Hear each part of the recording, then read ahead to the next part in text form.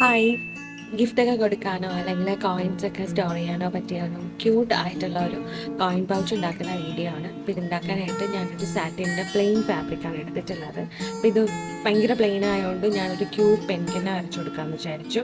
വേറൊന്നുമില്ല, ജസ്റ്റ് ഒന്ന് ട്രേസ് ചെയ്തതിന് ശേഷം നമ്മുടെ ഫാബ്രിക് പെയിൻറ് തന്നെ ഒന്ന് അപ്ലൈ ചെയ്ത് കൊടുക്കുകയാണ്.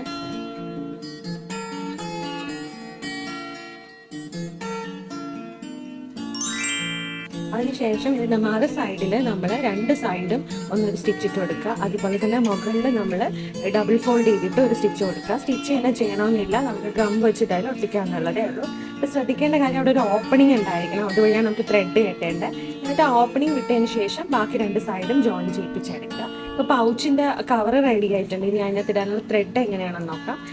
പൗച്ചിൻ്റെ ബ്രെത്തിനെക്കാട്ടിലും കൂടുതൽ നമ്മൾ ലെങ്ത് എടുത്തതിന് ശേഷം രണ്ട് കോഡ് അപ്പുറം ഇപ്പുറം ചുറ്റി കൊടുക്കുകയാണ് ചെയ്യുന്നത്. അപ്പോൾ ഈ വീഡിയോയിൽ കാണുന്ന പോലെ ചെയ്താൽ മതി. അപ്പോൾ ആ ഒരു നോട്ട് കറക്റ്റായിട്ട് നമുക്ക് കിട്ടത്തുള്ളൂ.